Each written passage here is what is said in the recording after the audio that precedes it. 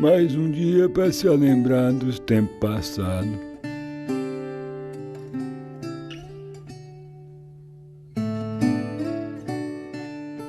Naquele tempo tinha tanta coisa boa.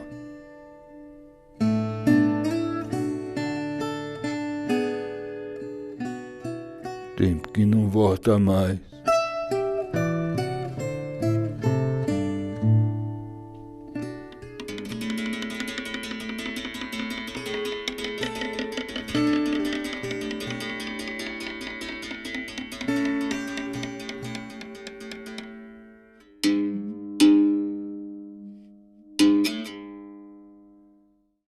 A predominância do negro é fatal no Recôncavo e na Bahia. O que a gente tem dos portugueses é pouquíssimo, graças a Deus, e muito do índio que a gente, por uma questão de pouca vergonha, não enaltece e não mostra o trabalho do índio. Porque o trabalho do índio também é belíssimo.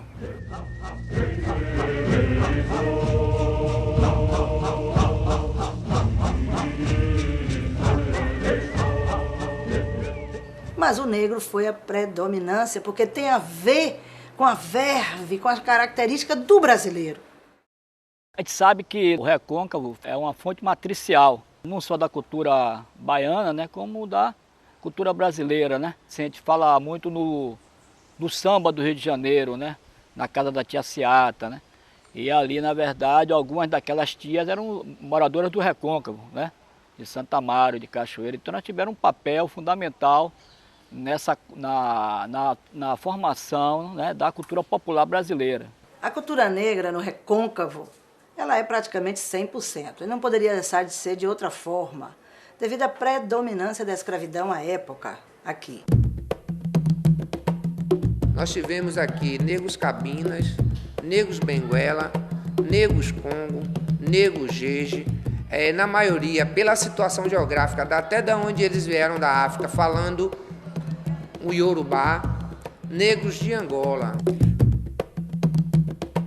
O Recôncavo ele não é um lugar isolado, né? Ele nunca foi isolado da capital, da metrópole, né? Então, até por causa das fazendas, né? dos canaviais, né? E da produção econômica da cidade, né? Do estado, né? Dependia muito do Recôncavo. Então essa ligação Salvador-Recôncavo é uma ligação muito constante, né, muito próxima, né, e feita basicamente pela Baía de Todos os Santos, né.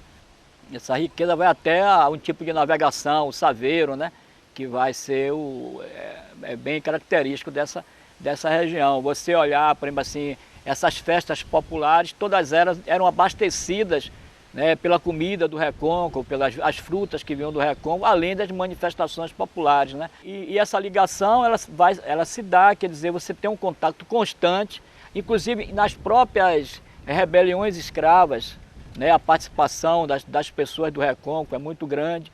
A gente tem um registro interessante de 1835, que é na Revolta dos Malês, que há uma penetração no Recôncavo para buscar a força do negro do Recôncavo para esse embate direto na capital baiana, porque não tinha homens negros capazes de estar desenvolvendo essa luta o suficiente, o contingente não era suficiente para tomar a capital baiana.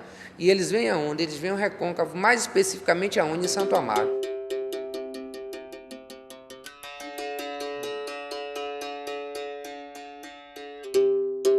E como eles eram extremamente inteligentes e criativos, eles criaram essa história de dança, quando na verdade, né, a capoeira é uma luta para se defender do feitor.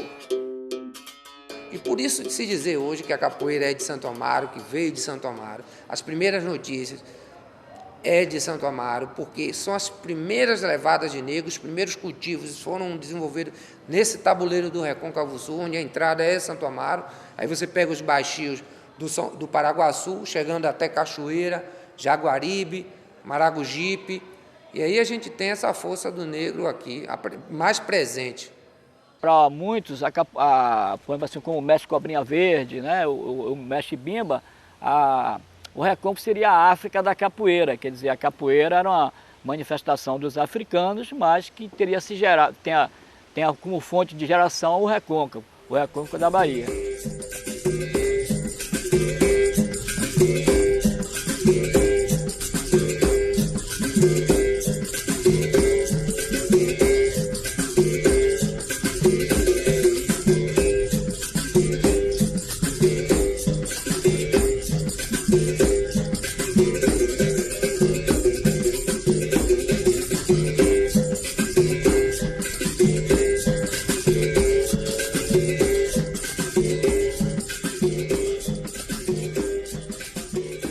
Já joguei muita capoeira, porque me ensinaram.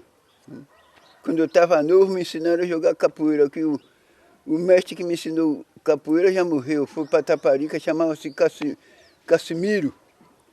Ele ajudava a gente, ensinava a gente a jogar capoeira quando a gente estava granado. Ele dizia, agora eu vou lhe bater. A gente tinha que se livrar, né? Quando ele sabia que a gente estava mesmo na medida, ele dizia, agora eu vou lhe bater, que ele ensinava, mas nunca batia. Só fazia ensinar, né? E eu sei que eu aprendi um bocado de jogar capoeira. Então, quando eu comecei a capoeira, aí fiquei ensistido só em jogo. Era o meu fanatismo mesmo, eu gostava desde garoto, que eu achava bonito. Muitas vezes eu estava assistindo e apreciando o velho Popó, o pai do Vivi, o Popó foi meu mestre dele, ensinando os meninos na porta, eu ficava parado olhando. Ele chamava de neguinho, quer neguinho? Vem neguinho, vem que eu lhe ensino, eu estou de envergonhento. Né? E depois, chegava nas festas 13 de maio, as festas aqui da praça, eu via aqueles capoeiristas oficiais, os mestres, chegar assim, tirar o paletó, passar para outro, cair na roda, me dava aquela vontade também de fazer o mesmo.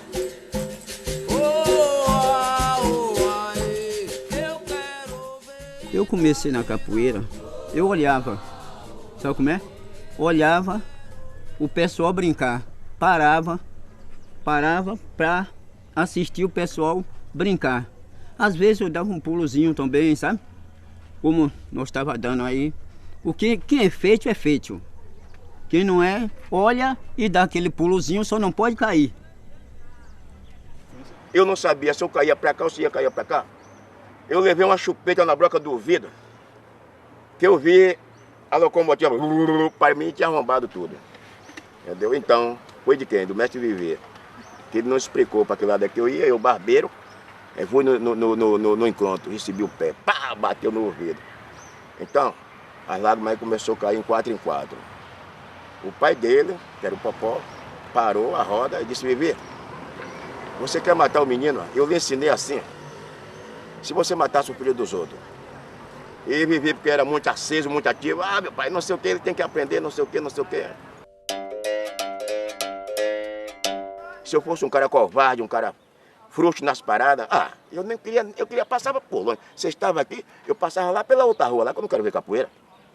Mas pelo contrário, eu enfrentei a barreira. Quando eu fiz 20 anos, o pai disse assim, compadre, eu disse, o senhor pode ser mestre de capoeira em qualquer lugar. Eu digo, pai, como é que eu vou ser mestre? Ainda tem muita coisa para aprender. Ele disse, o que o senhor sabe dá para tudo. Aí vai eu para falar com o Vadu. Pô, disse, ô Vadu, eu gosto de jogar capoeira e como é pra você me dar uns treinos? Ô, rapaz, vai lá na caixa d'água. Aí cheguei.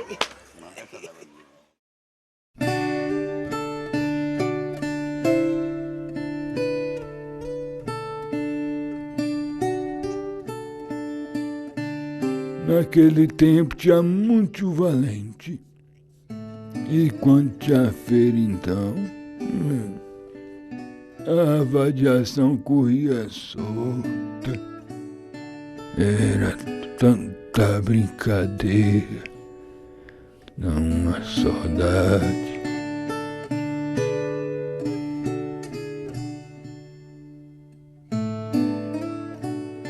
Tinha roda aqui na praça? Tinha aqui na praça, tinha no mercado, era 13 de maio.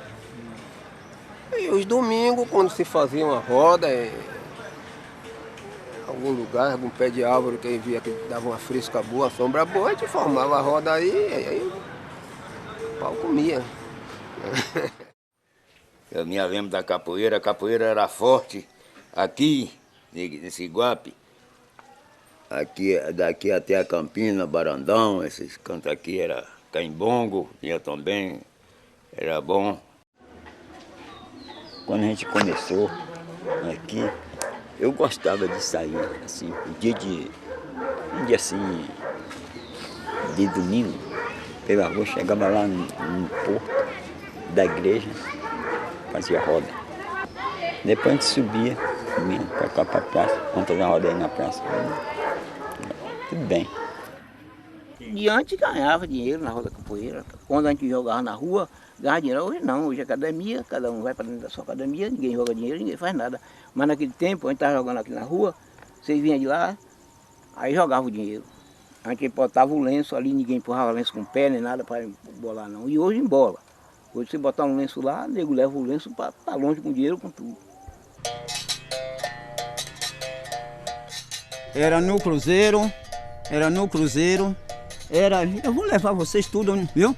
Onde era a roda de capoeira.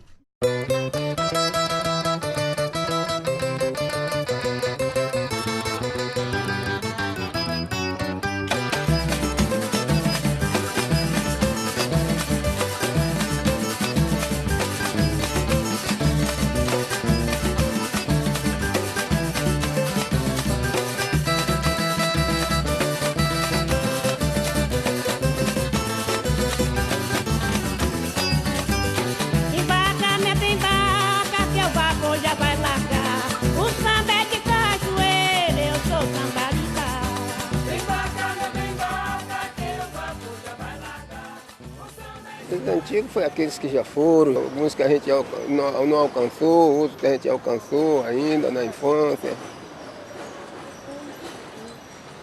Tem um bocado deles que já foram embora, já morreram. Tinha Cassimiro, tinha Simplício, tinha essa raça tudo já morreu. Tinha eu, Vivi, Zezinho, Regi. Era Vadu, Miranda, Costeleta. Tinha Zóio, um rapaz conhecido por Zóio. Tinha Joaquim, que o pessoal chamava Tampinha de Binga. E outros mais. E aí, uns que chamavam Bubuca, outros chamavam Miranda, outros chamavam Zebre. A Siridimanga era de lá do Santa Amaro. Alcancei ele brincando. Nesse tempo, que ele estava brincando, eu não brincava ainda. Quem é? Siridimanga. O que eu vi uma vez Siridimanga fazer aqui foi, ele chegou aqui e ele se embaraçou com o que chamava Manezinho Caranha. Se embaraçaram nessa praça aí. Foi sarto do diacho. O Siridimanga, se o Siridimanga era bom, esse Mané Caranha ainda era melhor. Aqui no meio da praça aí, sim.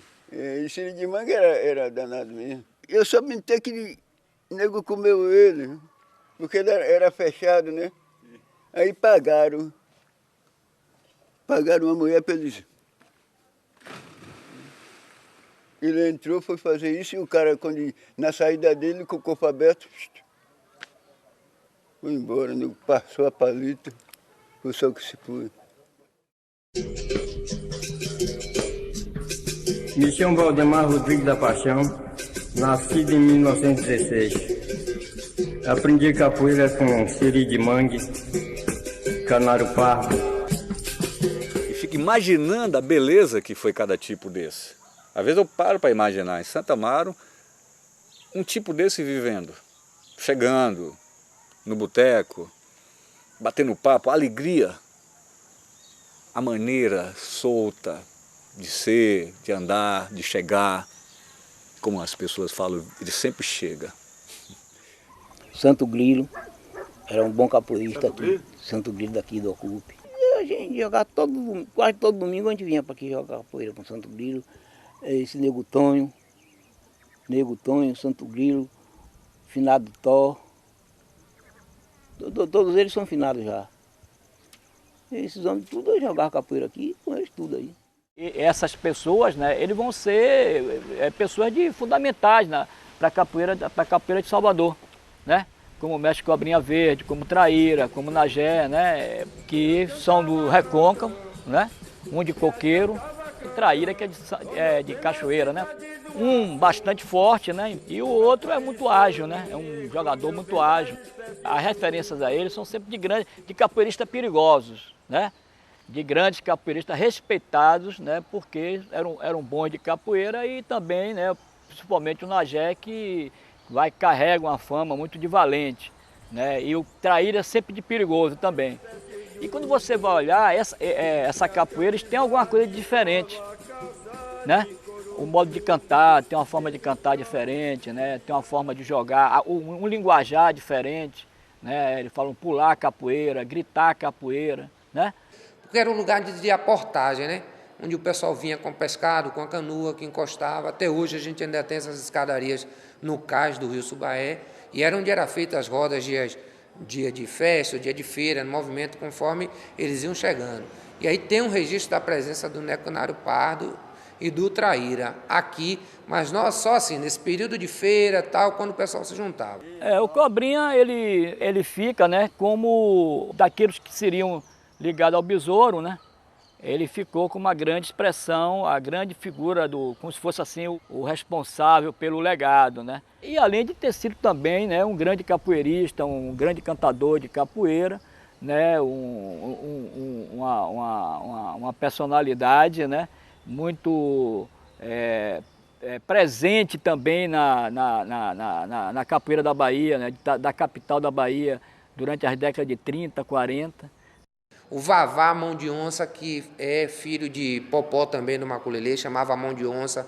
O apelido era Mão de Onça porque enquanto você estava preocupada com as pernas, com os pés dele, ele tinha um jogo de mão, ele tinha uma jogada que quando você estava pensando no pé dele, ele entrava com a mão, velho. E uma mãozada daquela aqui era fatal. Ele estava acumulando toda a força, você estava esperando na perna, ele estava acumulando tudo aqui em cima. Ele estava acumulando aqui em cima. Quando você virava, que ele fazia assim, velho, quando ele jogava esse cotovelo, misericórdia. Mas a gente tem uma outra figura interessante nas rodas de capoeira de Santo Amaro e que começa até a invadir Salvador, porque trabalhava como embarcadiço e aí começa a ter uma vida mais na capital, que é o Altenilho, que é remanescente de Santo Amaro, nascido na vila de Oliveira dos Campinhos, hoje um dos distritos de Santo Amaro, tido até como um dos relâmpagos da capoeira regional, assim falado.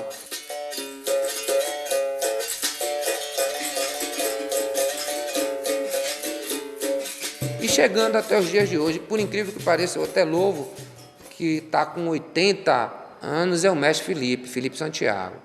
A capoeira dele é tão bonita, é uma capoeira de Angola.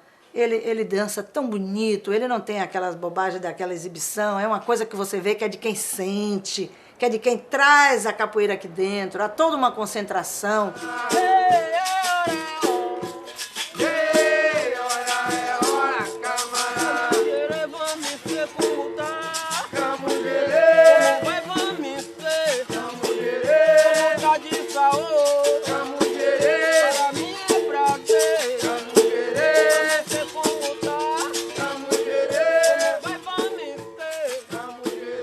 aquela briga na capoeira.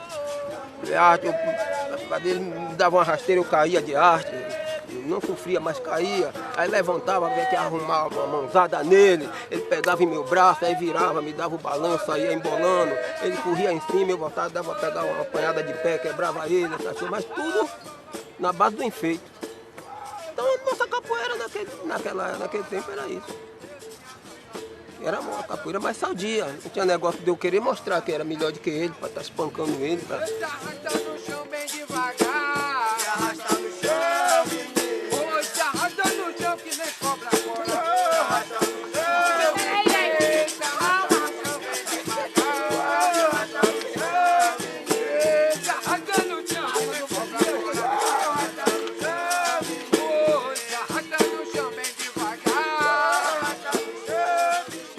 Só a título de deixar registrado é que a primeira escola de capoeira de Santo Amaro foi a de Amaral.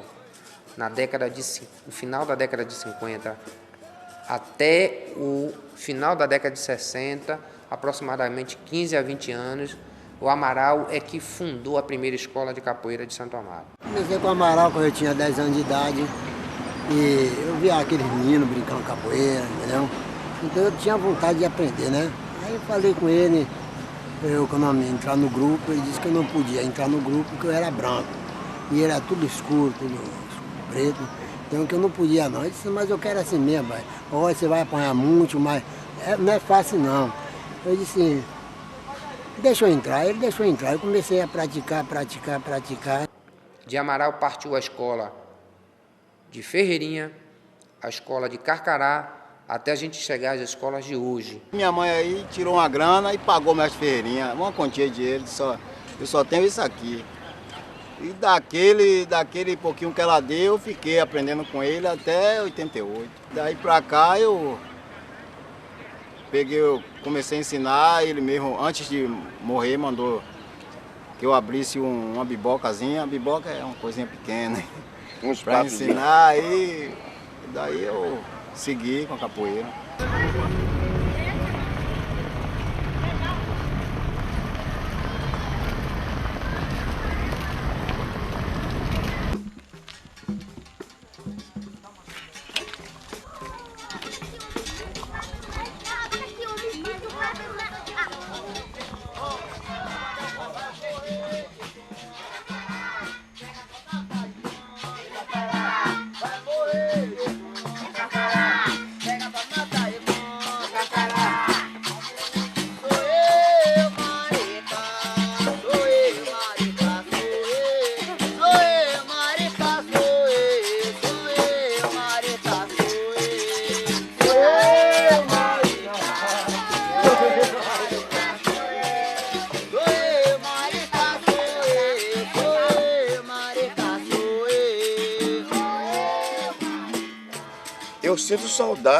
Eu sinto saudade da capoeira de ontem, e a de hoje não me deixa uma certa saudade, porque até as cantorias e o sistema de jogo, para mim, eu não vou, porque, primeiro, a rapaziada que está começando agora, eles estão querendo avoar, e avoar é perigoso. Na minha maneira de pensar, a voada de capoeira é perigoso, por quê? Tem coluna, tem pescoço, e o camarada vai voar, quem voa é passarinho, eu vou na maldade. Na maldade, na malandragem que ela pede, por quê? A alegria do capoeira é derrubar um.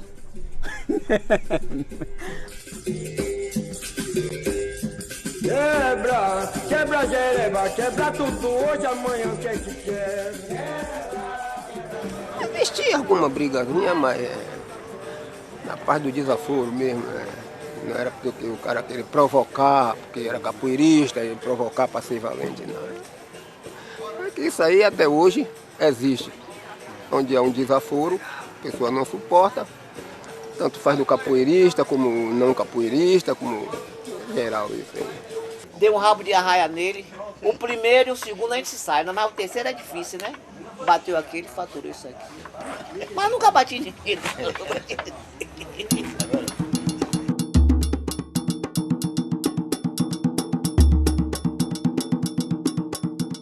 E o negócio de nuca foi com um baiano.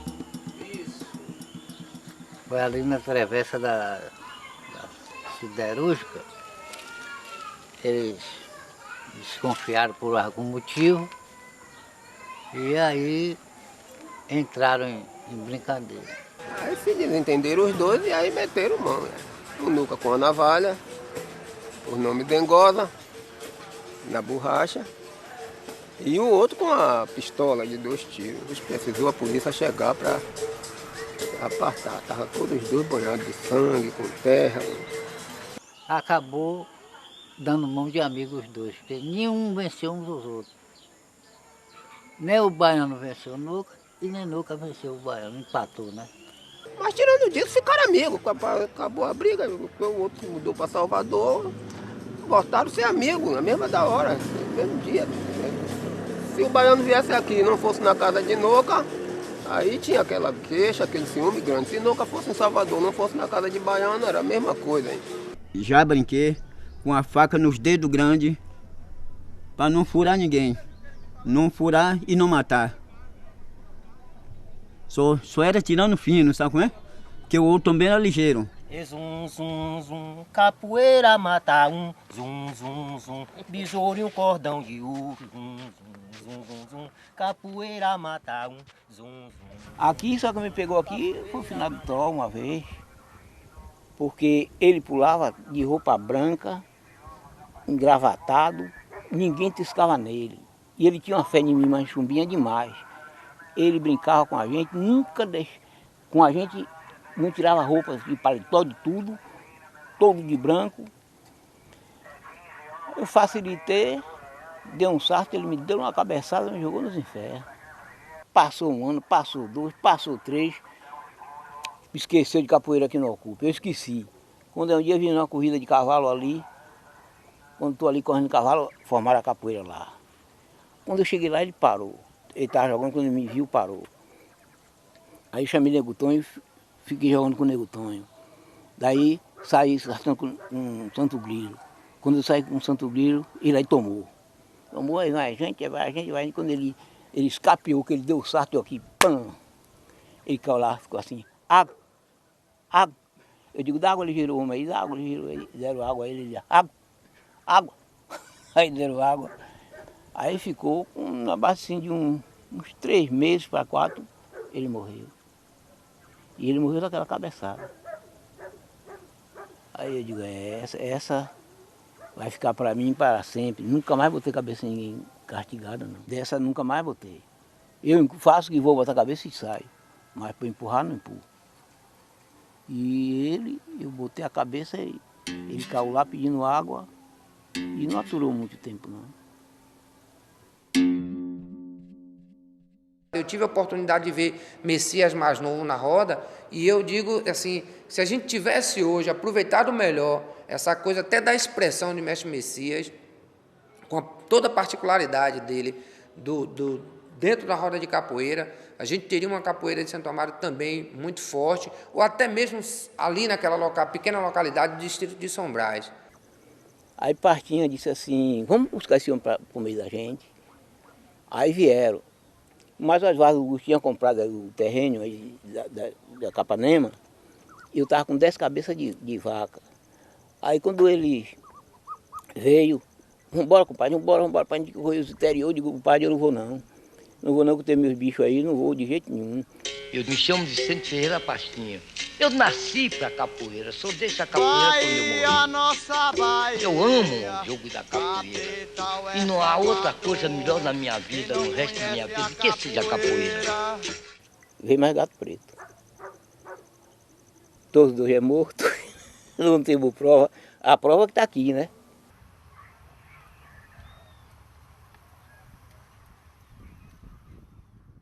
É que ele ficou fincado num dos grotões que saiu um dos grandes capoeiros de Santa Amaro, que é Mestre Gato. Messias ficou por lá ainda fazendo capoeira. Gato foi aluno de Leó. Foi aluno de Leó. Quer dizer, nem bem aluno, foi um dos aprendizes de Leó também. Assim como o Mestre Messias de São Brás também, que ele também teve uma participação grande. Nós jogávamos muito mesmo. Mesmo que 2 irmãos. Na capoeira aprendemos juntos, jogar juntos. Depois que ele foi para Salvador, que ele botou a academia dele lá em Salvador, foi que desabriu de mim, eu fiquei cá em São Brás. Ele aí passou a frequentar a academia de Pastinha. E da academia de Pastinha, ele com uma pessoa muito bem instruída, todo toque de berimbau, esse negócio, aí passou a ser tocador de berimbau de mestre Pastinha. E maior é Deus, e maior é Deus, pequeno sou eu. O que eu tenho foi Deus que me deu, o que eu tenho foi Deus que me deu. Na roda da capoeira, grande e pequeno sou eu. O que garantiu, né, a chegada até nós da capoeira foi essa força, né, que esses nomes tiveram, essa força, esse guerreiro que houve dentro de cada um deles, que manteve a capoeira viva.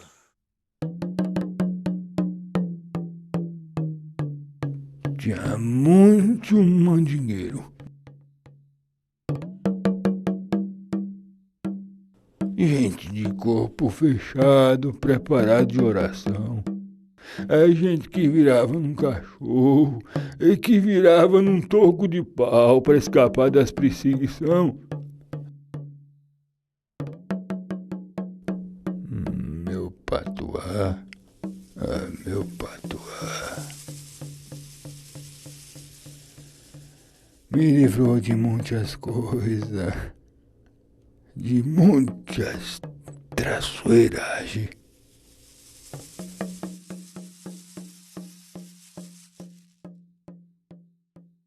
Aqui tinha mandinga muita. Aqui tinha mandinga muito, tinha gente que virava bicho. Gente virava bicho, como teve aqui. Eu conheci, o Ourinho também conheceu um cara que ele virava em uma caixa de cupim. Virava em uma caixa de cupim. É mole. Que o animal bravo, quando vê você, ele vem para lhe pegar. Mas você chamou por Deus, olhou para o céu, ele para ali. Ele pode vir doido como ele vier. Se você pediu, põe uma folha, colocou atrás da orelha para ninguém ver, é aquela que faz o bem. Ele fica lá, ele levanta, ele urra e ele corre e você passa. Como eu já me transformei em um santo, com os braços abertos. Eu não desacredito, porque para o lado bom é muito difícil. Tem gente para ensinar, mas para o lado perverso. Eu vou lhe responder da mesma forma que os caras antigos, realmente, tem mandinga na capoeira, o cara dava risada. Então, que são essas mandingas, né? Eu não sei, eu sei que tem, né? Que há. Agora não sei quais são, né? Se seguia todo um preceito com relação, e ainda se segue nessa região, esse preceito do corpo fechado, como se fala, da proteção aos santos, aos orixás, ainda existe até os dias de hoje. Tem mistério a capoeira, não tem? Tem mistério e é preciso junto. Como que é isso? Tem mistério e é preciso junto. Preciso que o sujeito desenvolva os ossos todos que é para se livrar. O sujeito que vai jogar capoeira, correu dentro dele para dar um sopapo nele, não pega. O que sabe jogar capoeira não pega nele, não. Ele cai fora. Geralmente, o mandingueiro é aquele que sabe fazer as coisas, são os considerados a elite da capoeira, né? São considerados os caras mais que sabem, mesmo assim, você pode, hoje em dia você pode ter um cara que tem uma técnica fantástica de aprender a jogar capoeira, mas ele não tem a mandinga, né? Ele não sabe como aplicar aquelas coisas do próprio jogo, não é só de tabulindo com astral, ou com o feitiço, ou com essas coisas. Tenho meu corpo fechado, sou de Deus abençoado, quero que ele me dê licença, eu aqui no meu reinado. Tá vendo aí, que é que eu trago aqui? Você copia a estrela do céu, manda benzer com uma cruz que tem o Senhor do Bonfim aqui, né? Nessa cruz, né? Faz seu patuá, manda encaixar aqui e atravessa em seu pescoço. Também não bote, você estando comer essas comidas muito pesadas, não bote no pescoço que não dá. Não pegue. Tá vendo? Quando você tomar seu banho, que você se arear, e você sair para qualquer canto também, você não. Porque você tem que botar aqui, né?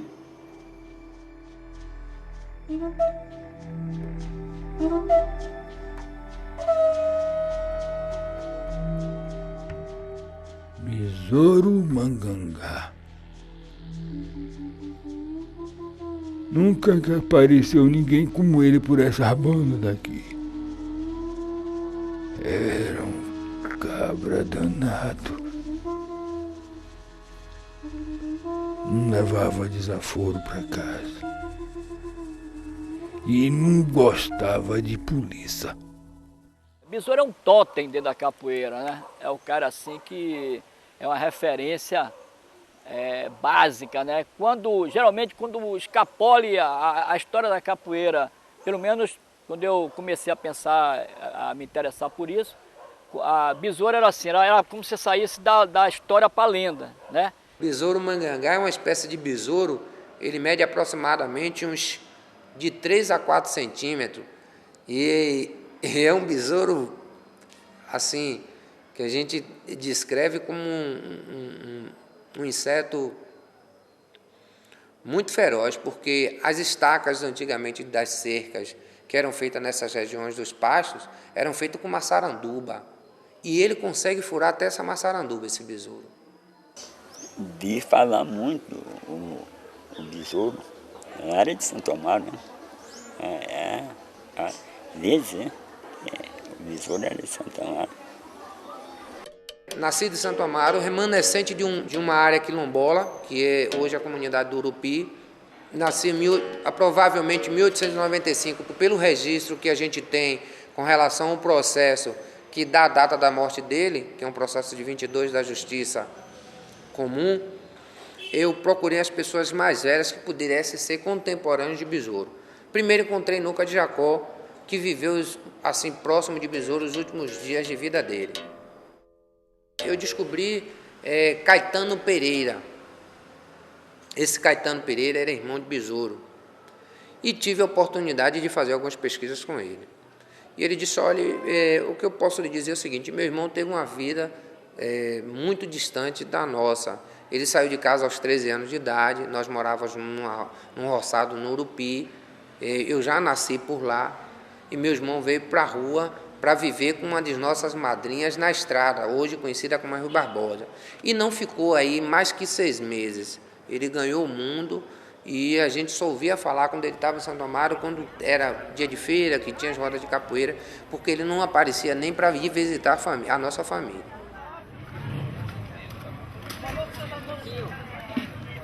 Besouro é um cara quente, bom no facão, brigador. Você veio falar isso. Quente, todo mundo tinha medo, até hoje é uma história de besouro. Desde de mim que eu sabia disso, que besouro era um capoeirista de primeira classe, né? Besouro, e ainda que tem aquela besouro preto, o besouro preto, dourado, né? Ele tinha sempre a milícia ou alguém da espreita para pegar besouro. Isso era o troféu, pegar besouro, né? Agora, por que pegar besouro? Era bom de capoeira, dava pau mesmo, velho. Era perigoso, o homem era ligeiro, o homem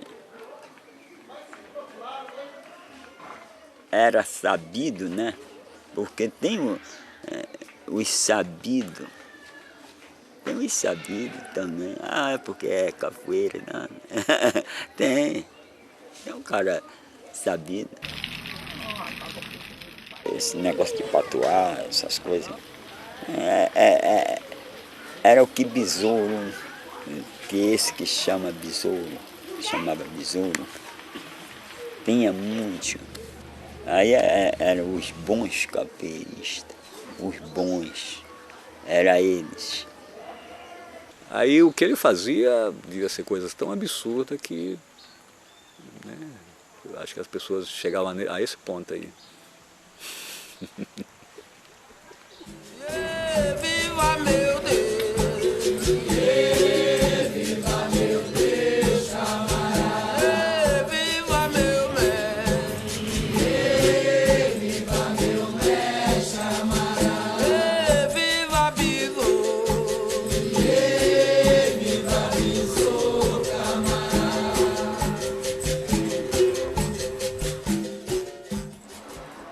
patuá aqui, que a mãe de santo dele deu amarrado de cordão. Patuá. Que ele tinha aqui. Que o pessoal dizia que ele tinha um corpo fechado, e ele dizia que o corpo dele era fechado por conta daquele patuá. Mas besouro é mandingueiro nem tão, só pela capoeira. Capoeira tem suas mandingas também. Mas que ele era tratado de besouro mandingueiro porque ele tinha seu patuá. Eram suas orações que ele tinha e tal. E aí era o que fazia ele virar num toco, num besouro, num pé de árvore, de qualquer coisa, assim, numa moita de mato. Era as orações que ele usava. Ele era um personagem antigamente lendário, quer dizer, tudo que a gente sabia sobre besouro, né, tinha referências muito fragmentárias que davam a história oral, né, os relatos orais, mas ninguém tinha uma documentação sobre besouro. Então hoje, né, por conta a primeira pessoa que faz isso, Antônio Liberac, né, ele encontra um documento sobre besouro, e nessa documentação, quer dizer, besouro é como se fosse... Agora, que é interessante isso, é que ele vai deixando de ser um personagem lendário para virar um personagem, né, histórico mesmo, né? E nessa documentação aparece um episódio que que a história oral falava muito de besouro, né? Que era de pegar o cap do policial, né? Tirar, eles falavam, desfeitear a autoridade. Seria uma forma de você desmoralizar, uma das formas de você desmoralizar é você pegar o cap do cara, pegar o cap e jogar no chão, entendeu? Então nessa documentação isso aparece. E isso está ligado nos relatos orais, né, ao que se falava em Santa Amaro, um episódio dele que ele fazia isso, queria desmoralizar o policial, ele pegava o chapéuzinho do cara e desfeteava, né?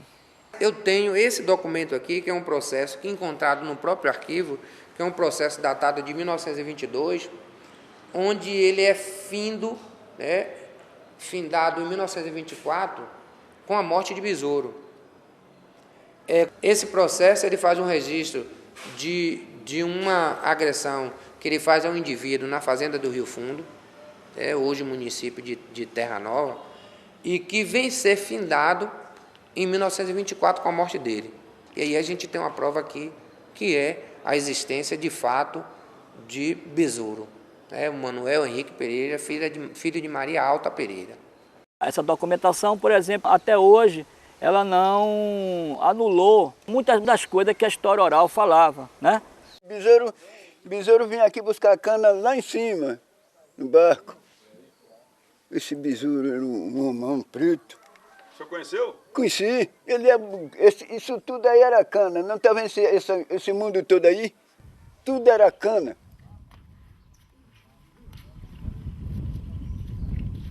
Você tem que respeitar os mitos. E a história de Besouro, ela mantém isso, né? Até porque a documentação a documentação também é um mito. A gente que conta aquela história que viu os mais velhos contar, a gente não temos a certeza que o mais velho assistiu aquela cena mesmo. Foi por conta da Caruchinha também que ele contou aquilo. Então,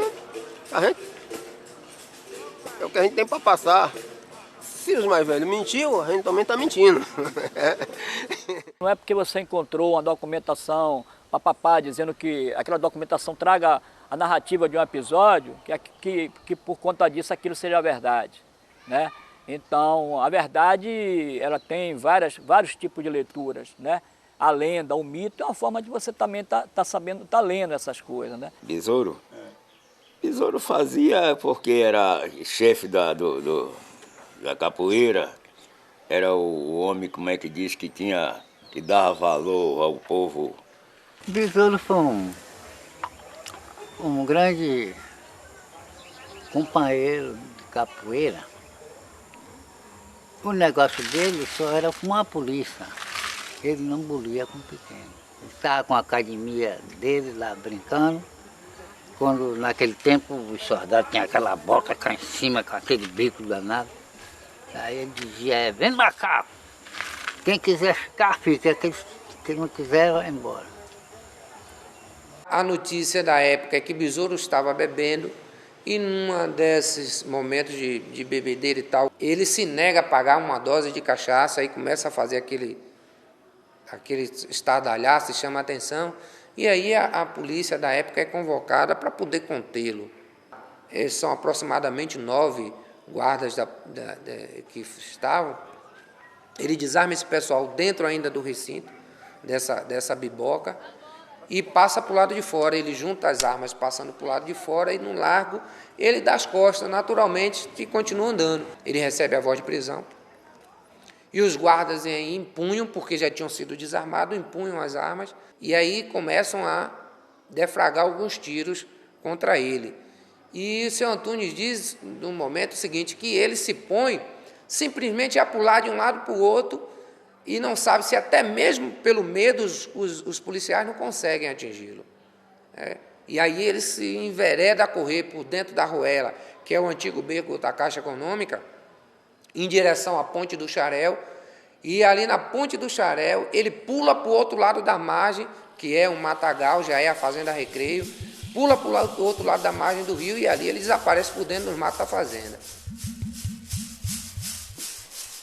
Besouro vivia de del em del. Onde ele achava uma pousada para trabalhar, ele ganhava, até a hora que irritavam ele, que criavam um caso com ele, brigava, deixava 2 quebrados, tinha que ir embora, tinha que fugir para ir para outro lugar, pedir emprego em outro lugar, para sobreviver, para se manter, pelo menos para comer. Ele era um homem mais justiceiro. Ele não gostava de ver, porque na época o pobre para o rico era um cachorro. Do ruim, porque o cachorro dele eles tratavam até muito bem, mas... E aí onde Besouro via eles fazendo uma injustiça com um pobre, ele não gostava. À época, o negro era realmente humilhado, espinziado, a ponto de trabalhar o mês todo, no fim do mês o patrão dizer: dinheiro, olha dinheiro, rapaz, eu já estou lhe dando comida, já estou dando muito. Ele quebrava. Ele queria o respeito dele como homem, como cidadão, como trabalhador. E aí ia lá e resolvia a parada e agora... pronto. A polícia pegava um pinhão, 2, 3 soldados espancando o pinhão. Aquilo, ele não resistia a ver aquilo. Ele saltava na frente e ia reclamar, eles achavam ruim. Aí era a hora que o pau quebrava, pronto, ele ia liberar o pinhão e ia topar com ele. Mas ele era sempre espizinhado, porque todos eram, só que todos abaixavam a cabeça. Ele não. Ele reagia.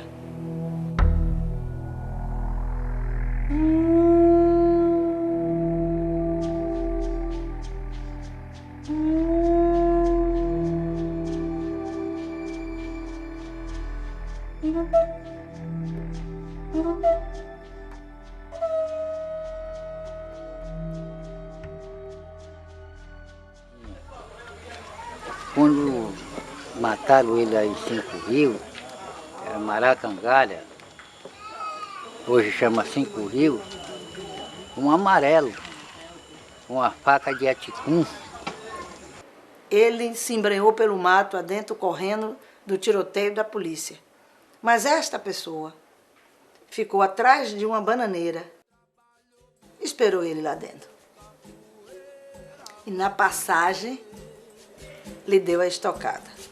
Uma faca de ticum, lhe fizeram a traição. Mataram nosso besouro que morreu, deixou a fama. Então, o que eu tenho de registro da chegada de Besouro em Santo Amaro, no momento que ele chega ferido, é que ele é desembarcado no cais do Araújo Pinho, trazido por uma canoa, e ali colocam ele numa carroça e é trazido à Santa Casa. Ele veio para Santo Amaro, para a Santa Casa de Misericórdia, vivo. Deixaram ele morrer na pedra fria do hospital. Já de pronto levaram ele para a pedra fria do necrotério. Não deram socorro. Isto eu ouvi de um senhor idôneo, que não posso dar o nome dele porque a família ainda vive aqui e não quer que eu diga. que ele teve a confiança em mim, de na época, pelo meu entusiasmo, pela forma como eu defendia a capoeira e besouro. Ele um dia me convidou para ir à casa dele, sentou e me contou a história. Ele disse, eu vi besouro morrer à míngua na pedra fria da Santa Casa, isolado pelo médico. Ainda me deu o nome do médico à época, que não atendeu, deixa morrer. Ele sangrou até a morte. Ficou quase tudo do lado de fora, ele metia a mão assim e dizia, besourão, besourão. Mas ninguém contar isso porque eu tenho medo que nem eu vou contar, porque negócio de grande, pequeno sai apertado. Você vê que alguns documentos que relatam a morte, diz que ele chegou pela manhã e só morreu às 19 horas. A certidão de óbito diz que ele morreu por causa de uma perfuração. Perfuração essa que não teve um médico capaz de estancar a sangria?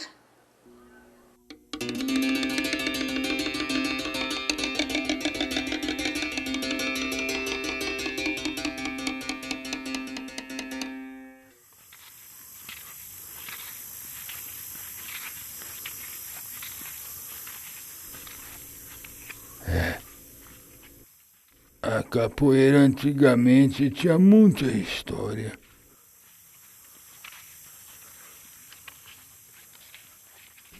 Mas a história continua.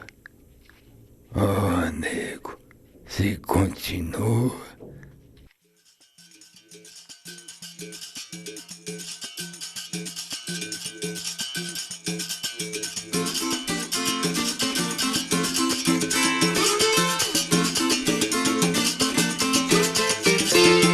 Sou manso e você já sabe, por isso quer me bater, eu sou manso. Sou manso e você já sabe, por isso quer me bater.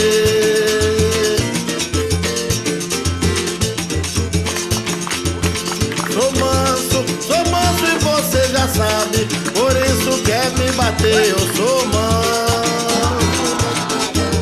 Sou manso e você já sabe, por isso quer me bater. Você só quer me bater, porque que eu não sou de nada, mas eu só queria ver você na mata fechada, sem revólver, sem pistola, sem uma faca molada, sem uma onda pintada, pulando na tua frente. Aí eu queria ver, sou manso e você já sabe, por isso quer me bater, eu sou manso. Sou manso e você já sabe, por isso quer me bater. Você só quer me bater, porque eu não sou de nada, mas eu só queria ver você na mata fechada, sem revólver, sem pistola, sem uma faca molada, sem uma onça pintada pulando na sua frente. Aí eu queria ver, sou manso e você já sabe, por isso quer me bater, eu sou manso. Sou manso e você já sabe, por isso quer me bater. Você só quer me bater, porque eu não sou de nada, mas eu só queria ver você na mata fechada, sem revólver, sem pistola, sem uma faca molada, sem uma onça pintada pulando na sua frente. Aí eu queria ver.